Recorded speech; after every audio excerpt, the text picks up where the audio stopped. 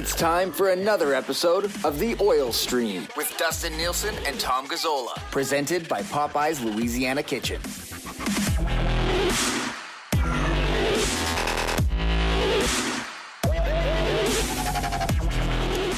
Well, happy Friday, everybody, and welcome to another episode of The Oil Stream. Dusty and Tommy back with you once again. And, of course, if you are watching right now, you can feel free to chime in on the YouTube chat, on the Twitter chat, and I'll probably plug it again a little bit later on, but we can take the new text line for a little bit of a run as well if you want. 780-218-9999. That's 780-218-9999. If you want to fire us a text right now, we can try to get to a few of those as well. As always, the Oil Stream brought to you by Popeye's Louisiana Kitchen.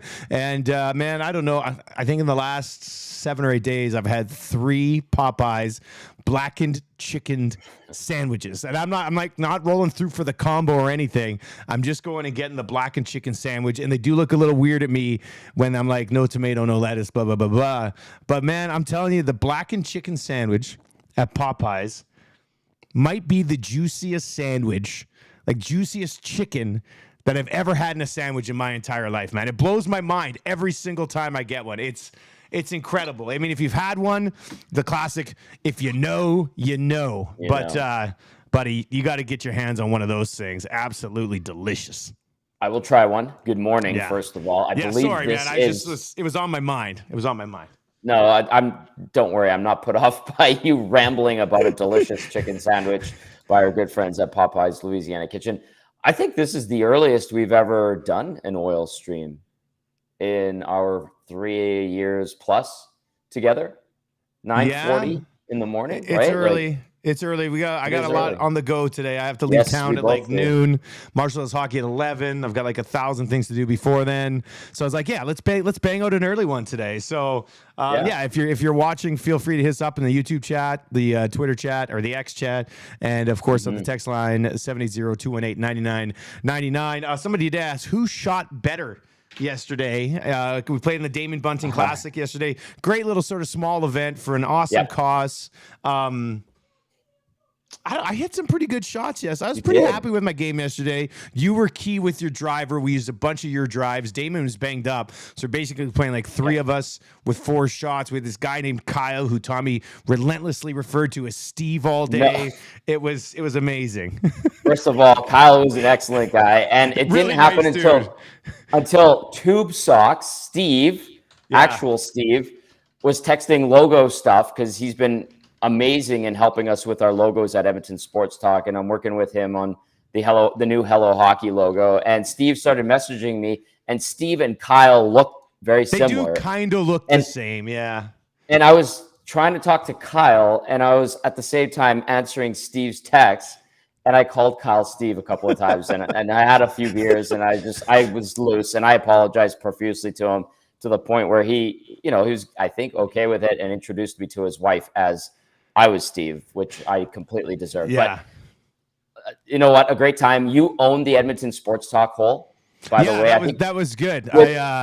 We basically got an eagle on that hole, and it was awesome. It was all you. It was your drive, your approach, and then there's, as most tournaments have. It's a cool rule. Yeah. The grenade where you can throw it, and that's your previous shot. That's what it counts as, and you literally threw it in from the fringe after your approach for an eagle. So you, for some reason, on the Edmonton Sports Talk hole, you crushed it, and we got an eagle. And I just looked at you. I'm like, maybe that's a good omen. It's a very good sign, right? I think it's our first ever golf hole that we had sponsored at a tournament. And we had our new signs up. It was looking pretty good. And then I go out and Kyle was like, that drive must have been just over 300 yards, Dusty. I was like, oh my God. And then I actually smoothed a really nice approach shot. And it was a par 5. And then I just grenaded it into the hole. It was one of the greatest sporting accomplishments of my life. Let's just be obvious about it. That's what that was. It was immaculate. And I thought I had a great drive on that hole. I think I was like 20 or 30 yards behind you. And I looked at yours and I was like, whoa, you got a hold of that one, my friend. And you owned it. But honestly, thank you to Damon Bunting. Great to see Blake and Brad, his brothers, a lot of good friends, and in support of the Robin Hood Association. So that was a fantastic event. Lots of fun. And thank you to Kyle, the other member of our team, and he's a really good dude, good sport. And sorry about calling you Tube Socks real name. If you heard something fall there, Elizabeth's playing right next to me, so she just dropped the toy. She just dropped the toy. Come here, Muzz. Say hi to Tommy. Hi. All right. Hi, Muzz. All right. Go get dressed. All right. Okay, so if you have any questions, hit us up. And like I said, we can take that new text line for a little bit of a run as well. 780-218-9999. And we had probably just over, by the time it was all said and done, 600 text messages yesterday, and Edmonton Sports Talk really isn't even going yet. So that was a good day, very exciting, and it'll be nice to be back on the air come September 6th, talking a lot of Oilers on this program and others that we will have over at EdmontonSportsTalk.com. And of course, one of those would be the Bouchard deal. Now, we did already, talk about this a little bit earlier in the week, because it was sort of confirmed by a few folks. 2 years, $3.9 million. And Tommy, I guess I want to kind of tie this into inside the numbers for our partners over at Cool Bet. Stay cool, bet responsibly. I had a good chat with them this week, and they're talking about when I throw out like an Oilers exclusive, this city just pounds it, which is good to know. People are ready to bet Oilers again coming up here. But if I was to set the over-under on Bouchard's next contract at $9 million, Tommy, are you taking the over or the under? That's a good one. I want, instinctually, I want to say under. And for the sake of the Oilers and staying competitive and the cap in that circumstance, I want to say under, maybe that's wishful thinking, but if he really, really takes advantage of this opportunity, a golden opportunity, if you will, it's going to be an over situation. And listen, I know the points are important. I know that that's a thing that we all go to immediately, and understandably so. That's been the thing we do over generations of hockey fans. But I think if he gets the over on that, so my answer will be under. But if he gets the over, which I think is absolutely possible, obviously, he's going to have to become a solid player in his own zone. That's what has to happen, right? It'll be interesting, because if he goes out and just torches on the power play for the next few years, which we're expecting him to, it sounds insanely unfair for me to say this, but if he doesn't get 70 or more points next year, I'll probably be like, I was expecting a little bit more, which is, it's almost like an unfair expectation, but really it's not. I mean, when you're on that power play, I mean, you could put up some massive numbers. So, I'm just looking at it from a 2 year from now negotiating scenario. If the Oilers have some stuff that they can point to as defensive deficiencies in his own end, or certain moments that they're like, well, in this playoff, you didn't. To me, that could kind of keep it under there, but it's going to be hard for a defenseman who's put up back-to-back monstrous offensive years to be convinced that he's worth, well, for example, less than Darnell Nurse. I know they operate in different roles, but one of them will be the offensive juggernaut on the blue line, and I could see him wanting to have that conversation. Okay, that made me think of Tyson Barrie, just because it's still relatively fresh in everyone's minds, and Tyson Barrie was, a good Oiler for a few years and put up big numbers on the blue line. And didn't go cash that big ticket, right? He didn't get $9 million. Yeah. And I'm going, well, what if Evan Bouchard is the same type of defenseman, just bigger and maybe a little bit stronger, can hold his own a bit better defensively? Does that necessarily, necessitate or call for a $9 million plus contract? Right? Yeah, it's going to be a fascinating conversation, buddy. It really is. Now, also at the time, there's no Bouchard behind Bouchard. Tyson Barrie, they had Bouchard, right? So if Barrie walked, whatever, they had Bouchard. So, but if for some reason things don't work out and they can't come to terms on a deal and it gets really messy, nothing against everybody else in that blue line, but nobody's touching that power play. Darnell Nurse, I know sprinkles in on PP2, but there's no Tyson Barrie or Evan Bouchard waiting around to run the point. No. And if someone were to suggest, well, Philip Broberg could do it soon. No, he can't. He's not there.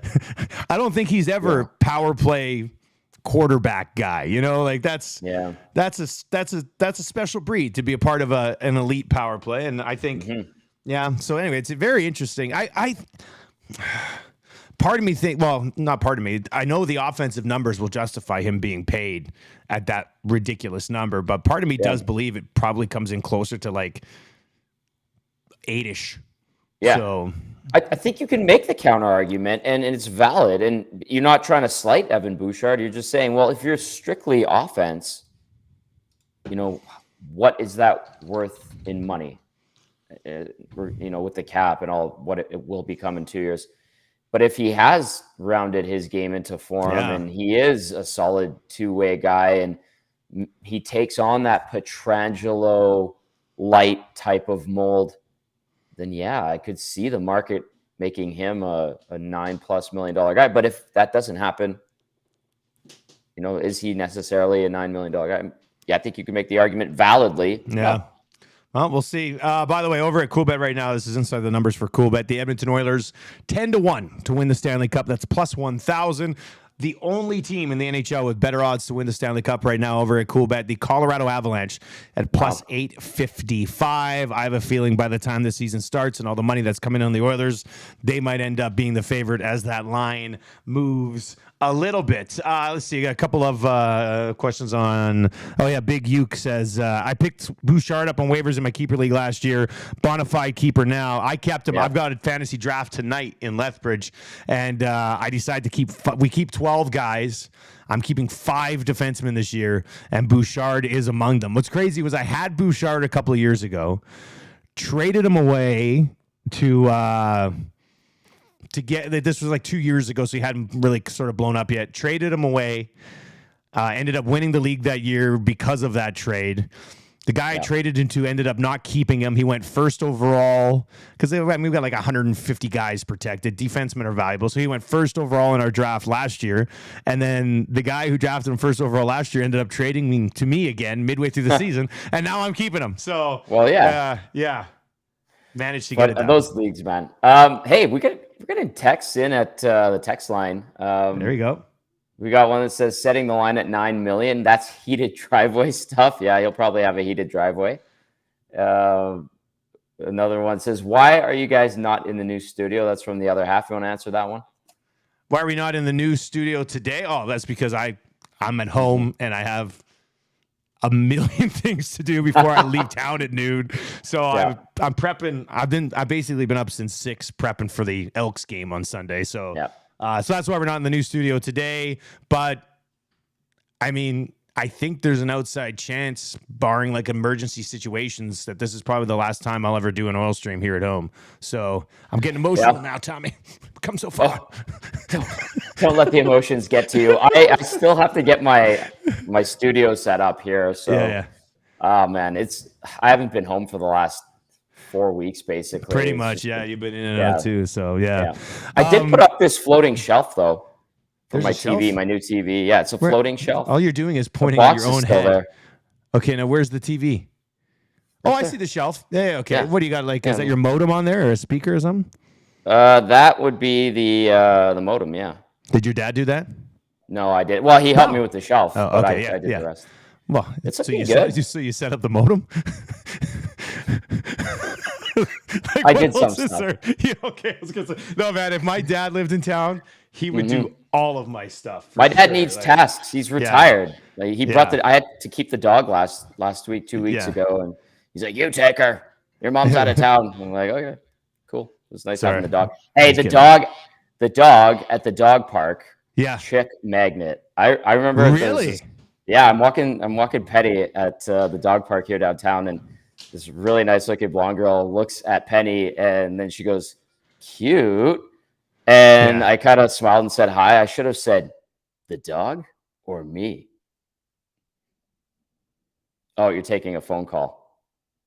All right, this is awkward. I'm going to read more things on the YouTube chat. Johnny Alberta, good morning. Wow, this is the first time I've had a chance to watch this live. Yep, that's awesome. It's early. Why? I thought that was an important call, but it wasn't. My bad. Oh, okay. Well, I was just reading some text. Love to listen to you guys live from Germany. That's from Almut. Good morning, Almut. And then Rip City Step. Good to hear from Rip City Step. Need an Edmonton Sports Talk host rankings or hats rankings of power come September.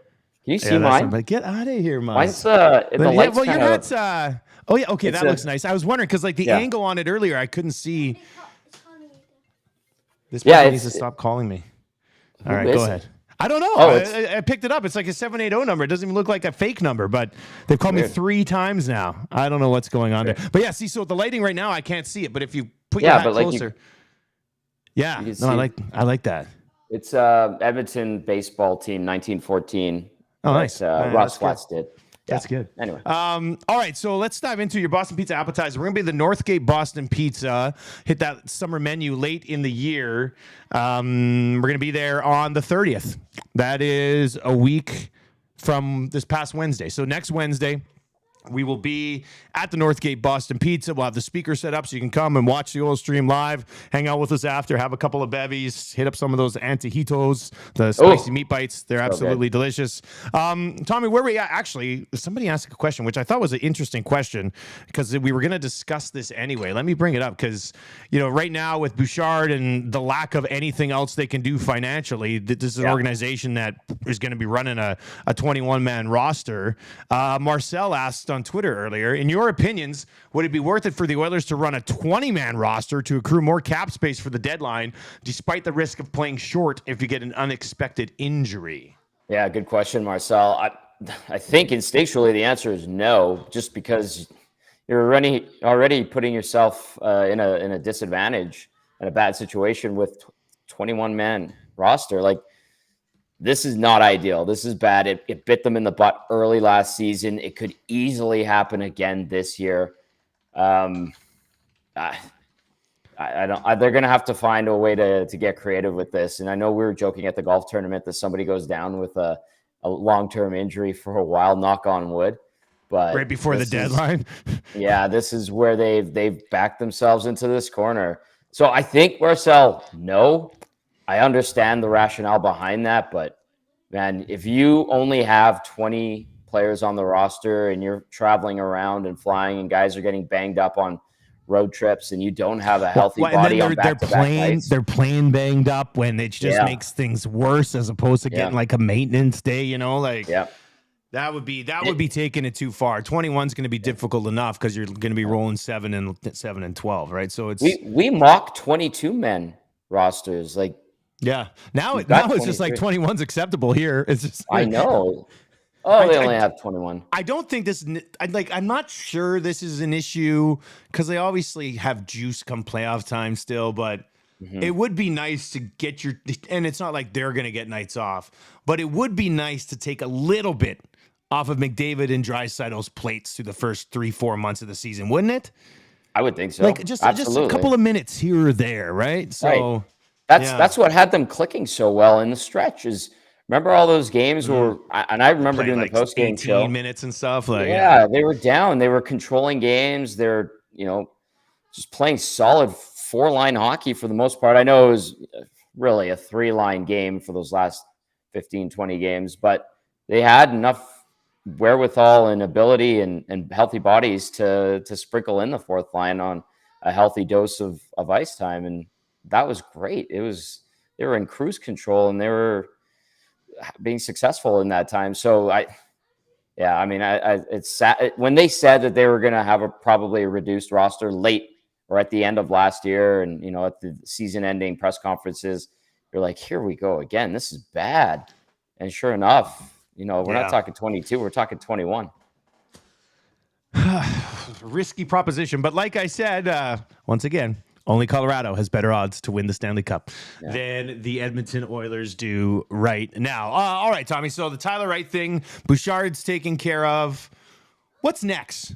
Like, what's next? Obviously, for the Oil Stream, what's next is the rankings of importance. That's going to start last week of August, and we'll move through there. But what's next, man? Maybe PTO is on the other side. Yeah, that's what I see a text. Yeah, from Dafriz says, boys, or hey, Dusty, with the rumors about Sam Gagner signing PTO with the Oil this year, are there any other veteran types you could see the team bringing in PTO or otherwise? Probably PTO. And yes, Sam Gagner, his relationship with Jeff Jackson, his relationship with the Oilers, his connection to the city. I mean, they offered him, like we talked about, I think last week, they offered him a hockey ops job when he was still playing. And they said, when you're ready, you can come work for us. He's a good guy in the room. But yeah, it's slim pickings, DeFrizz. Like maybe there's a guy that they see out there that hasn't signed a contract. They throw him a line with a PTO and give him a shot in camp. But we basically know the problem is that even if they sign these guys for PTOs, buddy, there's nowhere they can't fit them in financially. I know. And like, I mean, in all likelihood, they have to go down to Bakersfield if they stick with the organization. Basically, if you look at it right now, 11 forward jobs are wrapped up. I know people are kind of penciling in Raphael Lavoie.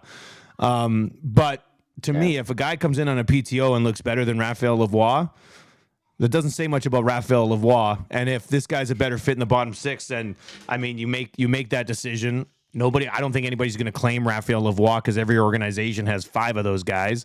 Yeah, and then you make your bottom 6 better, because right now I think their bottom 6 is outside of. Well, let's see how they play defense again, and let's see how like Jack Campbell is. But I think their bottom 6 is an area to be improved, I guess. I'll say it politely like that. Like, yeah, that's more than fair. I mean, the bottom 6 was good, and Bouchard was a huge part of that. Let's see what Ryan McLeod brings to the table right now. Just talking to people, casually in the summer, in and around the Oilers, and getting their sense of the team right now. Like with Lavoie, again, it's make it or break it. He has to prove himself when he gets ample opportunities this training camp / preseason, because that's the plan, to see if he can stick. And then, the other things right now from the outside looking in and from the inside looking at the roster, the sentiment is, they're probably still a centerman and a defenseman away from, feeling comfortable as like a bona fide, yes, this team 100% is a contender. But like we said, going into last year, the team can be molded and shaped throughout the season, and that's exactly what happened last year. Exactly. Like the one area that is a significant difference heading into this season, last season, is Matthias freaking Ekholm on the blue line. Like already they're better than they were to start last year, and now you kind of massage things and move some pieces around, and maybe 1 or 2 guys step up, and everything's great. So there's that too. I want to get to one quick text, and also shout out to people who are watching right now on Twitter or YouTube and actually using the text line, which is great. This is why we have it, and when we launch on September 6th, we will have 7 straight hours of content for you over at edmontonsportstalk.com, at least to start. 7 hours. We'll see where it goes from there. I do like this one. Tommy looks like he needs to turn on his heat. Yeah. And I think it's probably because like the hat's sort of like frosted out a bit, and it looks like you have your blinds down, or it looks like your windows are like frozen over there or something. Like I have the blinds down, and this is why I need to get that studio set up. The room is over there, my office, but I do like to keep the windows open even when it gets cooler like it is right now. But you don't want the light coming in too much, and I do have the blinds down. Backlight wouldn't have been good, so this is temporary. I'm warm, but I put this on because I don't want to be sitting around in a t-shirt, and I'm not in the mood to put on like a collar shirt. I thought about this the other day too. I was like, wow, I've been dressing like a bum on the oil stream for the last like couple of months. I need to when this season starts, dude. Don't worry about it, man. You need to have what I have in my basement. On the basement bedroom door here, I've got like a hook, and I've got like 9 hoodies just sitting on there. So it's like before I go on to do this or the log shop or 2 guys, I just go to grab a hoodie for the day, throw it on, because it's freezing in my basement year round. So it's crazy. And the hair, it'll be back, and it's someone actually texted me the other day. They're like, "Wow, how was that perm?" And I was like, "Oh yeah, I forgot about that." But now about the perm. She gone, and this bad boy will be coiffed with Swedish hair cream in about a 2 or 3 week span. Yeah, there we go. Everything's turning around. All right, that's going to do it for this episode of The Oil Stream. Tommy, get us out of here, buddy, and we'll talk to you next week. Fantastic stuff as always. Thank you to everyone who tuned in on YouTube and then started chiming in at our new inbox at 780-218-9999. What a number. Yeah. Perfect number for the Edmonton Sports Talk text line. And our station launches September 6th. And yes, it will be available in podcast form, but we have to get it through to people that this is a station. Yeah, no, don't worry. Once we click on and our show hits on Wednesday morning, and people are like, "Oh, shit, this is awesome," and then we followed up with another banger show, and then 2 more good programs after that. People are gonna figure it out quickly, buddy. Yeah, and we're working on more, obviously, but subscribe on YouTube, subscribe on all the podcast platforms, and smash that thumbs up button. And our following is growing in those categories, and we need to keep that going because we're going to try to hit the ground running September 6th. And Dusty, have a great weekend. We'll see you on Wednesday. Yep. See you later, buddy.